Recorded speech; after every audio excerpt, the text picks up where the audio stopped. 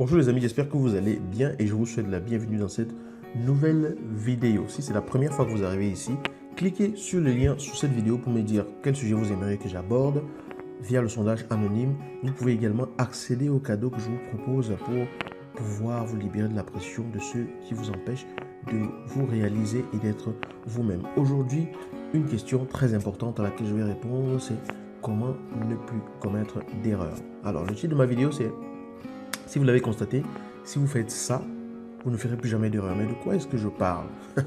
C'est un élément quand même qui m'amuse et qui me plaît de partager avec vous parce que vivre sans commettre d'erreur, je ne pense pas que cela soit possible. Mais je vais nuancer le propos. Il y a une chose que si vous faites cette chose, je suis sûr que vous ne commettrez plus les mêmes erreurs ou vous verrez les erreurs différemment dans votre vie. Qu'est-ce que c'est? Il s'agit à chaque instant, quand vous faites quelque chose, de donner toujours le meilleur de vous-même. De faire ce que vous avez à faire au maximum possible en votre pouvoir.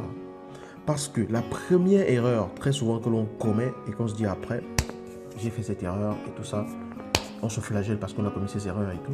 La première erreur, c'est souvent de ne pas donner le maximum de soi. Il ne faut pas commettre l'erreur de vivre sa vie à moitié ou de prendre ses décisions en analysant à moitié ou d'agir avec empressement ou d'agir à moitié dans ce qu'on a à faire. Parce que quand vous agissez à moitié, la principale erreur, ça va être par la suite, quand vous allez vous le reprocher, c'est pourquoi je n'ai pas fait suffisamment attention, pourquoi j'étais pressé de partir, pourquoi est-ce que j'étais pressé de bâcler le travail pour pouvoir m'empresser de rentrer chez moi, par exemple. D'accord? Donc quand vous faites ce que vous avez à faire, donnez le maximum de vous-même. Parce que là où vous êtes en train de faire ce que vous avez à faire, vous y êtes. Vous n'êtes pas à un autre endroit. Parfois, vos idées sont ailleurs, vous voulez être ailleurs, vous aimeriez, vous pensez à autre chose que vous avez à régler, mais la réalité, en fait, c'est que vous êtes là où vous êtes. Et donc, à moins d'avoir des pouvoirs de dédoublement, vous ne pouvez pas vous retrouver à plusieurs endroits en même temps. Alors, autant se focaliser sur ce qu'on a à faire et surtout donner son maximum. Quand vous donnez votre maximum pour faire ce que vous avez à faire, vous n'épuisez bien sûr pas toutes les possibilités qui existent.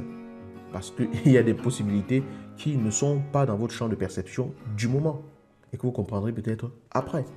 Mais quand vous faites tout ce que vous avez à faire, qu'est-ce que vous faites? Si vous vous trompez ou alors si vous posez des actions qui ne vont pas correspondre et qu'après vous vous rendez compte que ces actions ne correspondaient pas, elles ne vont plus apparaître comme des erreurs douloureuses. Elles vont juste apparaître pour ce qu'elles sont, c'est-à-dire ce qu'il ne fallait pas faire. Ça veut dire le chemin qu'il ne fallait pas prendre. Et à ce moment-là, vous identifierez justement le chemin dans lequel il ne fallait pas aller et vous saurez comment ajuster les choses et plutôt le chemin vers lequel il faut aller. Vous découvrirez les opportunités vers lesquelles il ne faut pas aller ou bien pas les opportunités, mais vous découvrirez la direction qui ne mène pas au but que vous visez et vous comprendrez tout simplement que c'est une autre direction qui y mène. Et vous ne commettrez donc plus l'erreur à ce moment-là de revenir aller dans la même direction qui n'aboutit pas. Donc lorsque l'on fait le maximum de soi, lorsque l'on donne le maximum de soi-même dans ce que l'on fait, on n'épuise certes pas toutes les possibilités, mais on évite les erreurs. L'erreur principale qu'on évite, c'est l'erreur d'avoir regretté par la suite de ne pas avoir donné le meilleur de soi. Parce que ce qu'on pourrait appeler erreur dans ce cas-ci, c'est justement la découverte du chemin qui ne menait pas à la destination que l'on veut. Ce n'est pas une erreur, c'est juste le chemin qui n'aboutit pas. Parce que j'ai donné le meilleur de moi, je me rends compte que ce chemin-ci n'aboutit pas et je sais que ce chemin-ci n'aboutit pas et du coup, la prochaine fois dans la même situation, je ne le prendrai pas parce que j'ai donné le meilleur de moi-même et que je m'en suis rendu compte de cela. Mon regard sur l'erreur à ce moment-là change complètement et j'apprends donc à agir consciemment de mon mieux dans toute situation pour faire ce que j'ai à faire et j'accueille les différentes erreurs entre guillemets ou échecs entre guillemets comme étant des enseignements de surtout ce qu'il ne faut pas faire la prochaine fois. Alors, j'espère que ceci vous apporte un petit éclairage. C'est une vidéo pas très longue, mais je voulais mettre l'accent là-dessus pour répondre à la question qui m'a été posée. Je vous dis à bientôt dans une nouvelle vidéo. Ciao!